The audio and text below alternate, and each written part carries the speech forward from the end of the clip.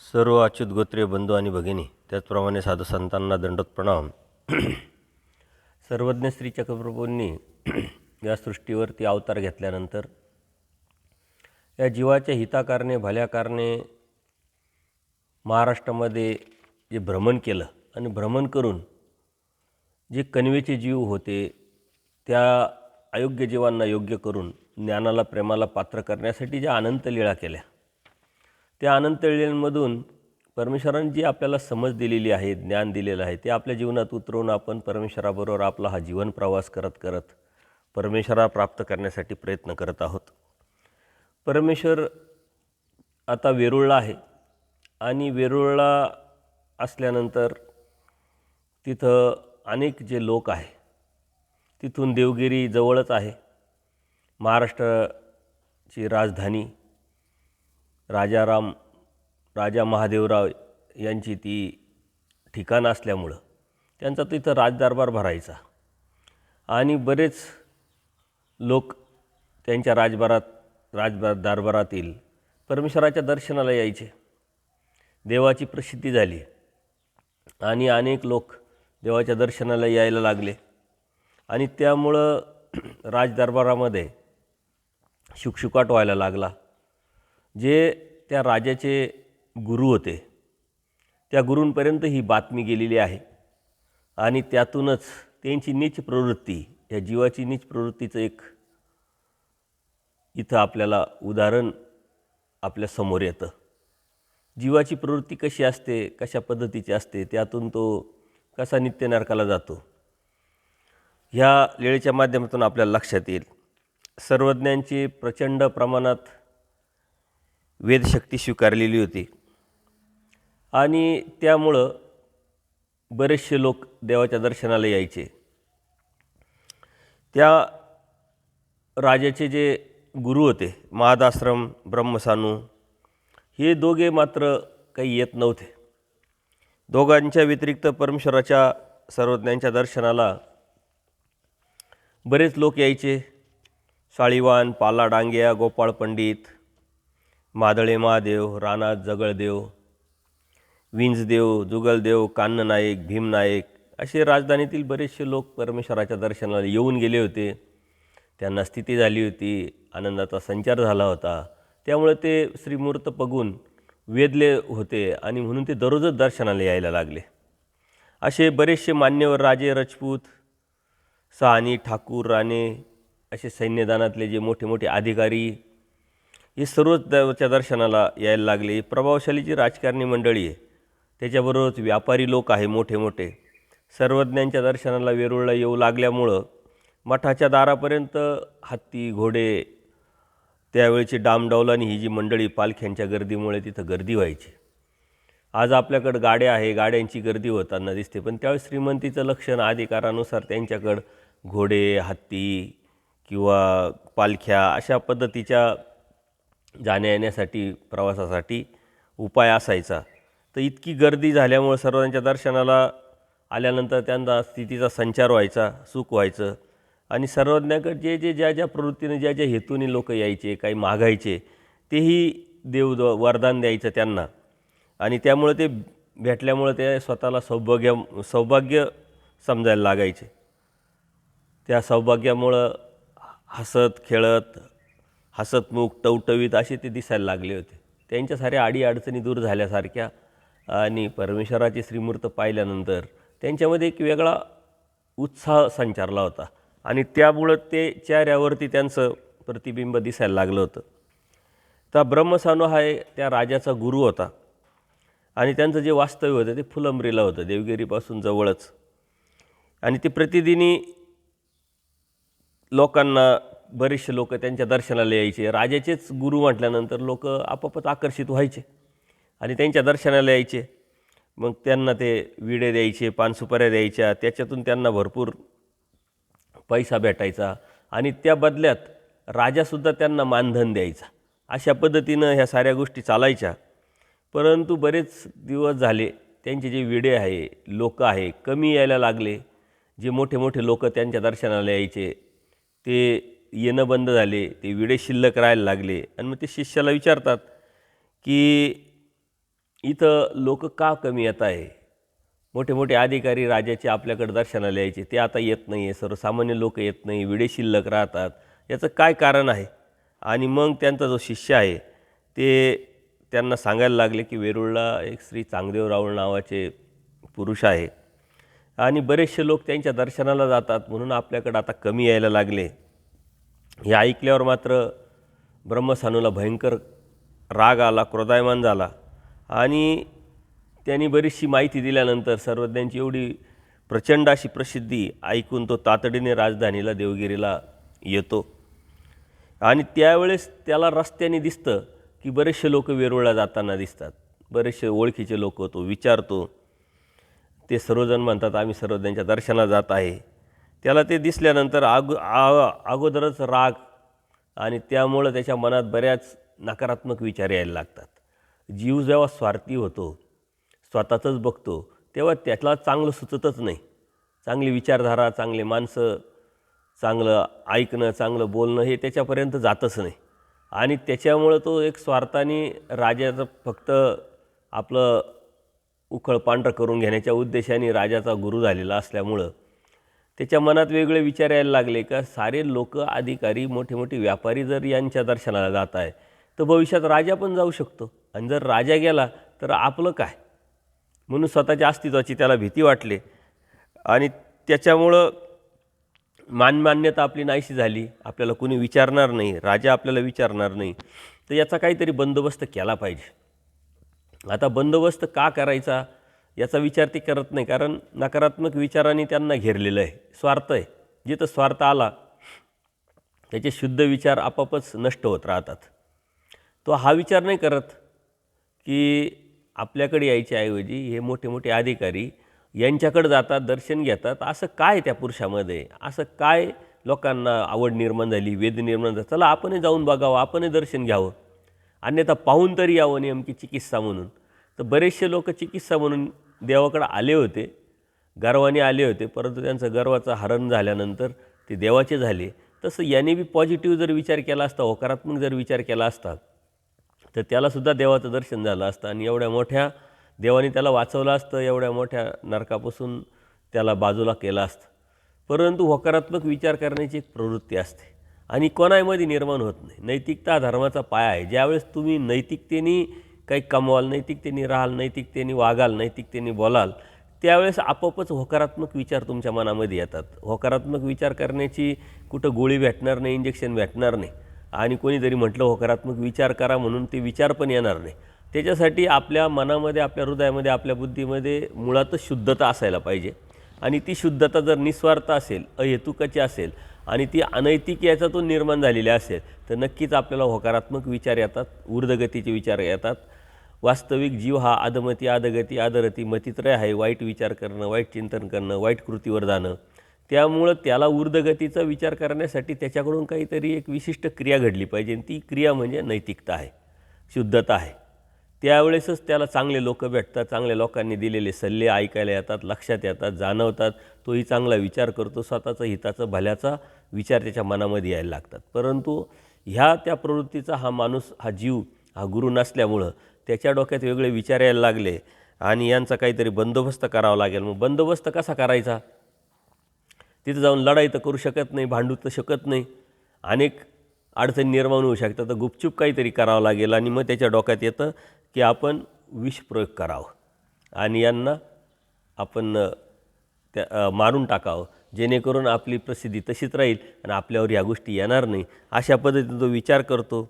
विषयाच्या 4 जाती मिळून मग तांबूळ बनवलं जातं आणि काही विश्वासू शिष्य जे आहे त्या 2 शिष्यांना तो सांगतो वेरूळला जाऊन सर्वांच्या नकळत आधी पूजा करा म्हटले आणि हे तांबूळ त्यांना द्या म्हटले. असा कुत्सित विचार मनात येतो आणि त्या शिष्यांना तो पाठवतो.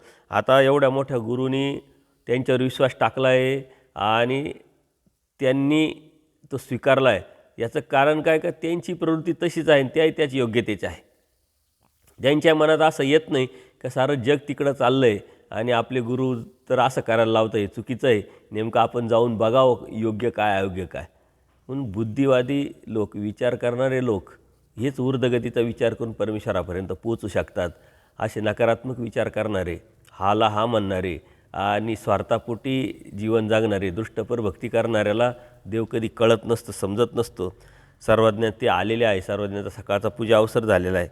बाईसांनी ओसरीत आसन केलेलं आहे आणि सकाळपासूनच लोकांची गर्दी होती म्हणून सकाळीच सर्व आवराआवरी करून देव बसलेले आहे.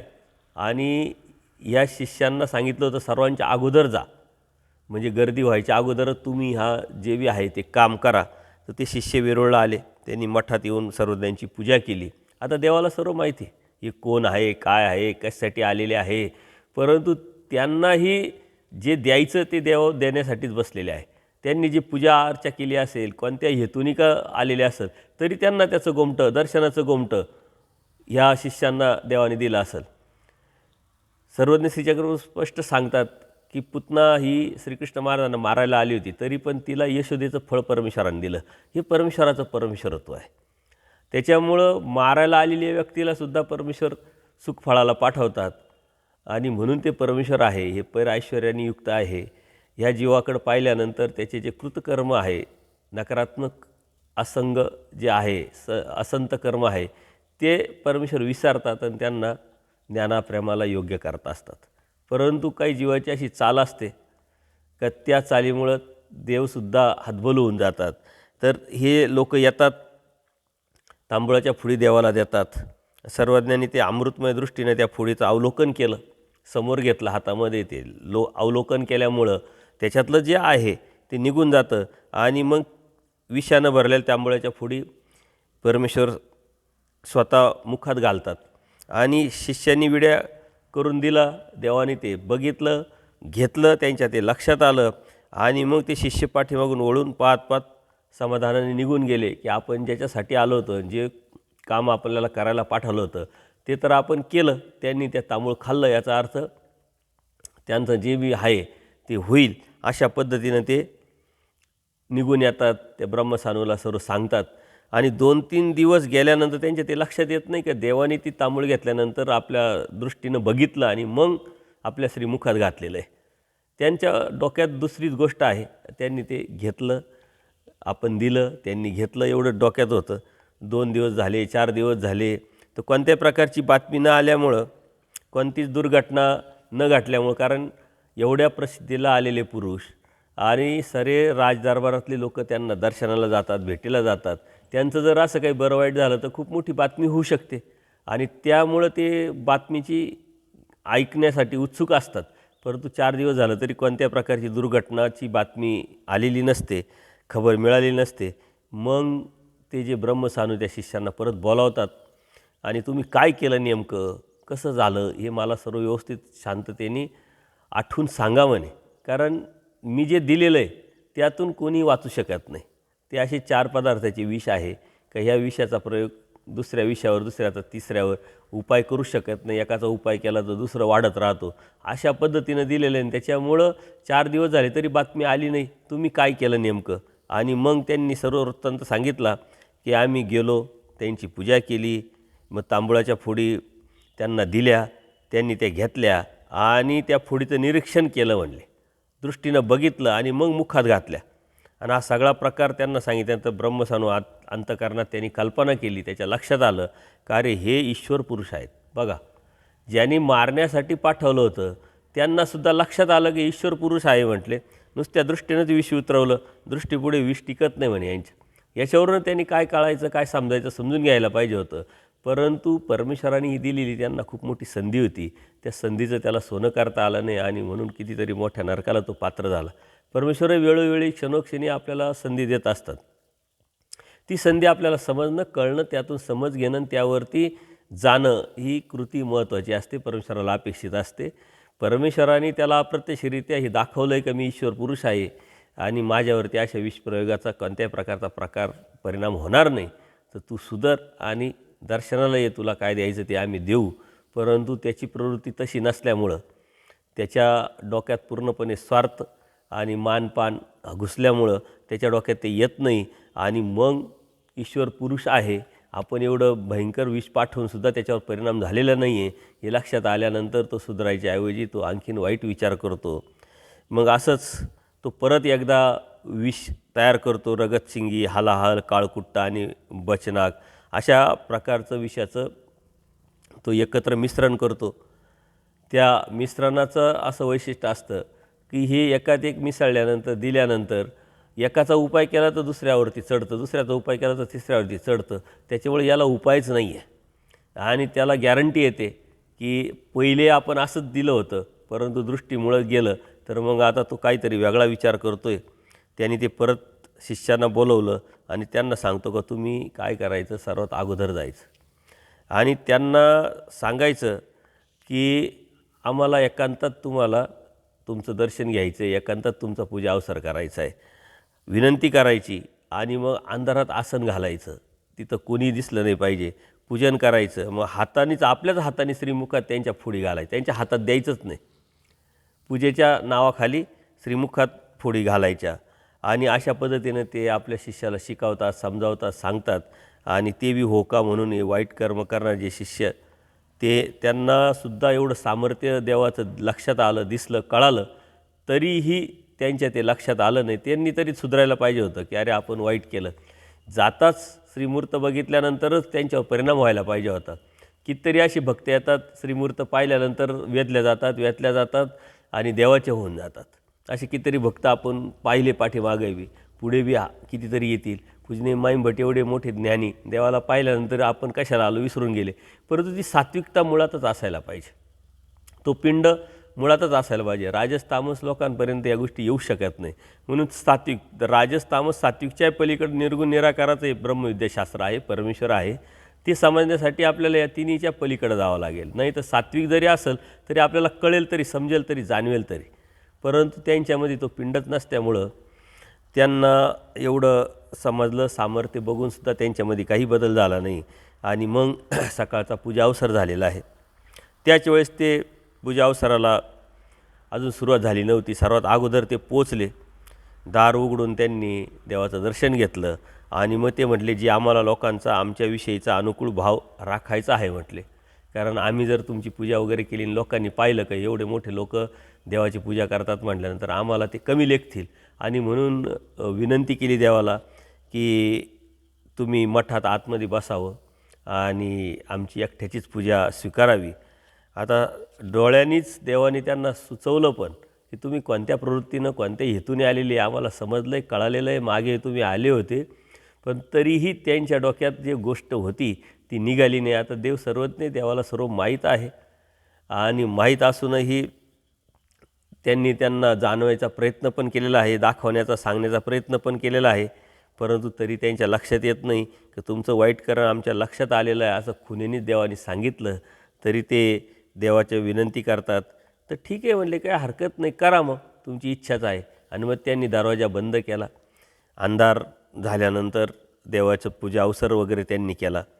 मठात आसन झाल्यानंतर चांगल्या प्रकारे पूजन केल्यानंतर पूजनाचा देवाने स्वीकार पण केला आणि त्यांनी स्वतःच्याच हाताने श्रीमुखामध्ये त्या फोडी घातल्या, विड्या करून दिला. तांबूळाचा पाक होईपर्यंत ते बसले थोडा वेळ, काही खातात की नाही. आणि देवसुद्धा खातात, ते फक्त गिळत नाही, पण पूर्णपणे ते तोंडातल्या तोंडात आपल्या मुखामध्ये ते चावतात. आणि चावल्यानंतर त्यांना गॅरंटी येते आणि मग देव त्यांना सांगतात की आता तुमचं काम झालं, तुम्ही ज्याच्यासाठी आले होते ते आम्ही स्वीकारलं, तुम्ही जा. आणि मग त्यांच्या लक्षात आलं, आता आत्ताशी त्यांच्या लक्षात आलं का अरे पुरुषांना हे कळलं की आपण कोण आहे आणि कशासाठी आलो आणि काय उद्देश आहे. आणि मग ते तिथून निघून जातात. आता सर्वज्ञांनी जे तांबूळ आहे ते लगेच बाईसांना सांगतात की हे तांबूळ कुठंतरी पुरून टाका म्हटले. आता बाईसा नेहमीप्रमाणे बाईसा आल्या हात पुढं करतात, तर देव म्हणतात नाही असं नका करू, काहीतरी भांडं घेऊन या, वाटका घेऊन या समोर म्हणे, हातात घेऊ नका. मग ते पसरत भांडं आणलं आणि त्याच्यामध्ये देवाने जेव्हा ते टाकलं तेव्हा ते सर्व निळसर, काळसर, हिरवट असं सारं बघितल्यानंतर बाईसासुद्धा आश्चर्यचकित आहे. बाबा हे काय म्हटले, कसं काय म्हटले.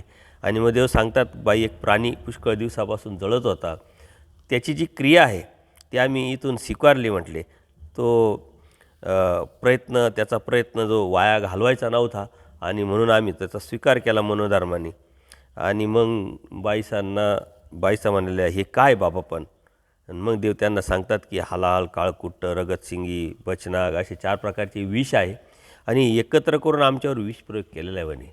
बाई हे असं विष आहे म्हटले की ते कोणालाही उतरवता येत नाही, त्याच्यावर उपायच नाही. बाईसा जाऊन पटकन ते पुरतात मातीमध्ये आणि ते अत्यंत घाबरलेल्या असतात बाईसा. आता बाईसा प्रेमी भक्त, देवाची काळजी करणारे, सतत चिंतन करणारे, त्या लगबगीनं देवाकडे येतात आणि देवाला विचारतात, आता काय करावं बाबा, काय सांगा. देव म्हणतात, बाई काही घाबरू नका, आता आम्हाला याचं काहीच होणार नाही आणि करावं लागणार पण नाही, तुम्हाला याचा उपाय पण नाही आहे. तर याचा उपाय असा आहे की एखाद्याला जर उपाय केला तर दुसऱ्याचा विरोध, तिसऱ्याला केला तर चौथ्याचा विरोध, असं एकावर एक उपाय केला तर दुसरा चढतो. अशा पद्धतीचं विष असल्यामुळं त्याला काहीच उपाय नाही म्हटले. अशा पद्धतीनं देवाने सांगितल्यानंतर बाईसा हतबल होतात, अत्यंत दुःखी होतात. मग त्यानंतर बाईसा दुःख करायला लागल्या.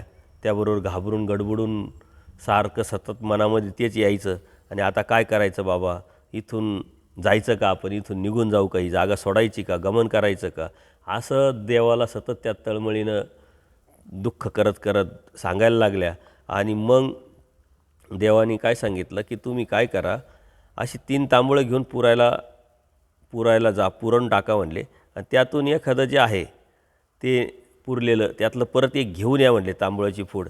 ती दाढीत देवाने धरली आणि आपदेव भागवंत जे होते त्यांना त्या देवाने दिली आणि त्यांना अत्यंत थंडी भरली. ती हुडहुडी थंडी, ताप 3 दिवस त्यांना होता. म्हणजे अप्रत्यक्षरित्या देवाने बाईसांना किंवा दाखवलं का किती भयंकर आहे. म्हणजे आपण ते टाकून दिलेलं आहे, ते पुरलेलं आहे. आणि दुसरी फोडी मी नुसती आपल्या श्रीमुखात घेतली आणि ती फोडी परत दुसऱ्याला दिली तरी त्याला थंडी आणि ताप आला, एवढं त्याचं सामर्थ्य आहे. अशा पद्धतीने देवाने ते दाखवलं. देवाच्या कपाळावरती बारीक बारीक घामाचे बिंदू, साधारण घाम असा यायला लागला, ताप वाटायला लागला थोडासा, श्रीनेत्र लालसर वाटायला लागले आणि तसतशी बाईसांचं काळजी वाढायला लागली. देवाने सुद्धा त्या प्रवृत्तीचा स्वीकार केला. मूर्तीवर पांढरंगाच्या बारीक बारीक पुरळ आल्या, अतिशय मलूल चेहरा झाला आणि मग बाईसा देवाला खूप रडून दुःख करून विनंती करतात, देवा काहीतरी उपाय सांगा, काहीतरी उपाय असेल तो उपाय तुम्ही जे बी सांगाल तो मी तो उपाय करील. आणि मग देव म्हणतात, बाई याला काहीच उपाय नाही. त्या अतिशय घाबरल्या का आता काय होईल. आता बाईसा ह्या प्रेमी भक्त आहे, त्या काळजीपोटी करतात, परंतु त्यांना माहीत असायला पाहिजे की देव सामर्थ्य, देवाकडं सामर्थ्य, अनंत ब्रह्मांडाचा नायक आहे, त्याच्यावर काहीच होणार नाही. परंतु त्यांना तेही ज्ञान आहे की देवाने स्वीकार केलेला आहे त्याचा, आणि जीवधर्म देहधर्म स्वीकारून परमेश्वराने अवतार घेतलेला असल्यामुळं काही होऊ शकतं. आणि देवाने जर सांगितलं आम्ही स्वीकार केला त्याच्या क्रियेचा, तर पुढे काय आणि आपलं काय, अशा पद्धतीनं ती दुःख करायला लागल्या. आणि मग देवाला ते विनंती करतात की आता काय करावं बाबा, काहीतरी सांगा तुम्ही. आणि मग बाईसां दुःखीस्त पाहून देवालासुद्धा बरं वाटलं नाही. मग देव म्हणतात, बाई आमच्यासाठी एकच करा, आम्हाला 3 दिवसाचा एकांत द्या. इथून मल्हार वशेला जाऊ, दुसऱ्या याच्या लेणीत जाऊ आणि 3 दिवस मला कोणीही दिसलं नाही पाहिजे, मी कोणाला दिसलो नाही पाहिजे, अशा पद्धतीने मला एकांत द्या आणि मग बघू म्हणे. मग सर्वज्ञांनी तिथून गमन केलं, दुसऱ्या लेणीमध्ये गेल्या. तिथल्या लेणीमध्ये बाईसांनी एकांत जागेवर आसन घातलं, पडदा लावला आणि 3 दिवस लागणारं पाणी, तांबूळाची व्यवस्था जी बी आहे ती देवाच्या ठिकाणी अगोदरच देवानी बाईसांनी केली. सर्वांनी 3 दिवस उदासीनता स्वीकारली, एकांत स्वीकारला, पौढ स्वीकारला आणि श्रीमूर्तीला वाऱ्याचासुद्धा स्पर्श झाला नाही. अशा प्रकारे देवानेसुद्धा निश्चळतेचा स्वीकार करून एकांत झाला. 3 दिवस बाईसा वाटच पाहत होत्या. 1 दिवस, 2 दिवस, तिसरा दिवस होताच बाईसा लगेच आल्या. चौथ्या दिवशी बाईसांनी विचार केला का 3 दिवस झालेले आहे, आता आपण बघावं. कारण 3 दिवस बाईसांनासुद्धा अप्रत्यक्षरित्या असं निधान दिलं. त्याच्यामुळे त्या दुःखी करत जे ते दुःख करत होते त्याच्यातून त्यांचीसुद्धा योग्यता वाढत होती, कर्मनाश होत होता. आणि चौथ्या दिवशी अत्यंत उतावळपणे बाईसा येतात आणि ते बघतात. चौथ्या दिवशी हळूच पडदा उघडून तर श्रीमूर्त पूर्ववत झालेली त्यांना दिसते आणि ते अत्यंत सुखी होतात.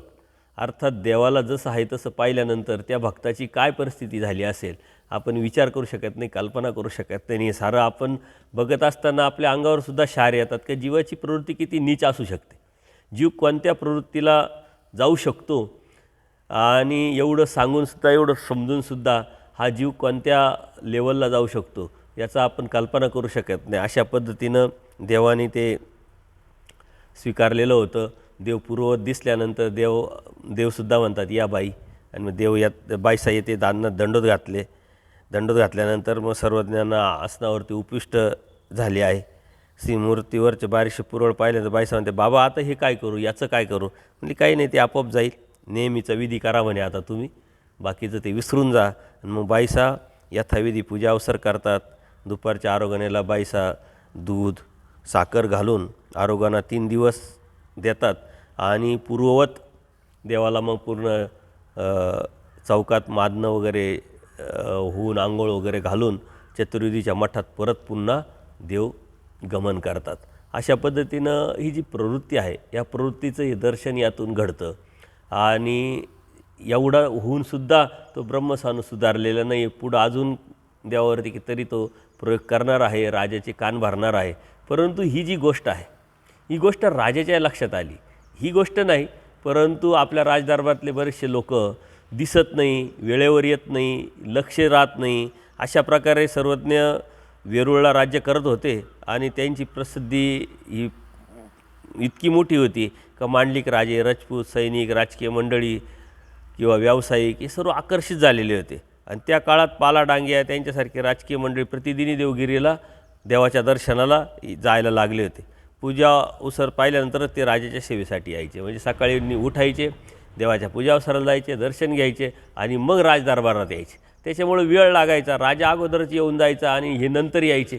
पूर्वी तसं नव्हतं. राजा यायच्या अगोदरच सर्व आलेले असायचे आणि ते इतके वेधले होते, इतके वेचले होते की त्यांना आता कोणत्या गोष्टीचा परिणामाचा विचार ते करत नव्हते आणि देवाच्या दर्शनाला नित्य जात होते. एके दिवशी महादेव राजा जो आहे तो सभामंडपात येतो आणि सिंहासनावर बसल्यावर राजदरबारात नावापुरतेच काही लोक होते. बरेचसे मोठे मोठे नावारूपाला एकही मंत्री हजर नव्हता. त्यावेळी चिडून राजश्री विचारा का हो हे काय म्हणले, सेवक कुठं दिसत नाही म्हटले, तुम्ही सर्वजण कुठे जाता कुठे म्हणले. मग सारे लोक एक एक यायला लागले. पाला डांग्यावी हजर झाला आणि ते डायरेक्टच आता त्या पाल्या डांग्याला विचारतात की हल्ली तुम्ही दिसत नाही, तुम्ही सर्वजण जाता कुठे, इथं कोणी दिसत नाही, आमच्या सेवेला येत नाही, आमच्या सभेत येत नाही, ते का बरं. आणि सर्वात मेन म्हणजे तुम्ही अत्यंत हसतमुख दिसतात, प्रसन्न दिसतात आणि मी तुमच्यापुढं अत्यंत गरीब मला वाटायला लागतो, हे का नेमकं. आणि सारे मग हळूहळू ते मांडलिक राजे वगैरे सर्व राजदरबारात आल्यानंतर राजदरबार पूर्ण गर्दीनं भरून गेलेला आहे. आणि आता राजा परत तोच विषय काढतो, सर्वांनाच विचारतो. पाला डांगे आहे, साळीवान आहे, गोपाळ पंडित आहे, हे सर्वच न विचारल्यानंतर त्यांना प्रश्न पडतो का आता काय सांगावं. आणि मग पाला डांग्या म्हणतो का तुम्ही जर आम्हाला अभय द्याल तर आम्ही तुम्हाला सांगू. म्हणे ठीक आहे, दिला अभय, सांगा.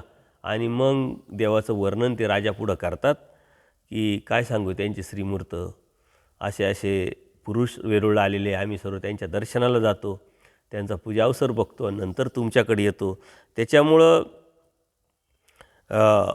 त्या पुरुषाचं वर्णन म्हणजे अर्थात सर्वज्ञांचं वर्णन त्यांनी सर्वांनी केलं वेगळ्या पद्धतीनं. आणि ते केल्यानंतर राजाला ते खूप भावलं आणि मग राजाला वेच निर्माण झाल्यानंतर त्यांचं नाव काय विचारतो आणि त्यांनी श्री चांगदेव राऊळ गोसावी असं नाव ऐकल्याबरोबर त्या राजालासुद्धा वेद निर्माण होतं. आणि मग तो शांत होऊन स्तब्ध होऊन तो त्यांना सांगतो की तुम्ही माझे हितक्ष आहे, तुम्ही मला का टाळलं, तुम्ही मला का घेऊन गेले नाही, चला म्हणे मी पण येतो, आता लगेच जाऊ आपण दर्शनाला. मग ते पाले डांग्या वगैरे ते सर्व राजदरबारी काय म्हणतात की आम्ही उद्या त्यांना दर्शनाला जातो, देवाला विचारतो, परवानगी घेतो आणि मग तुम्हाला घेऊन जाऊ नक्की. त्यांनासुद्धा ते थोडंसं ओशाळल्यासारखं झालं की आपण खरंच राजाला सांगायला पाहिजे होती या अगोदरच. राजाच्या लक्षात आलं नंतर आपण सांगतोय ते चुकीचं आहे. त्याच्यावर त्यांनी राजाची माफी मागितली आणि अशा पद्धतीनं मग त्यांनी नम्रतेने स्वतःची चूक मान्य केली आणि सांगतात की आम्ही तुम्हाला नक्की देवाच्या सर्वज्ञांच्या दर्शनाला घेऊन जाऊ, परंतु त्यांची आज्ञा, त्यांची विनंती आम्ही घेऊन त्यांची आज्ञा घेतो आणि मग तुम्हाला घेऊन जातो. अशा पद्धतीनं ते राजासुद्धा म्हणतात असं का, काय हरकत नाही म्हटले, तुम्ही विचारून घ्या आणि आम्हाला दर्शनाला मात्र यायचं आहे आणि तुम्ही पण घेऊन जा म्हटले. तुम्ही आमचे हितक्षी आजपर्यंत तुम्ही आम्हाला का टाळलं, असं राजा पुन्हा पुन्हा ते दुःख व्यक्त करायला लागला.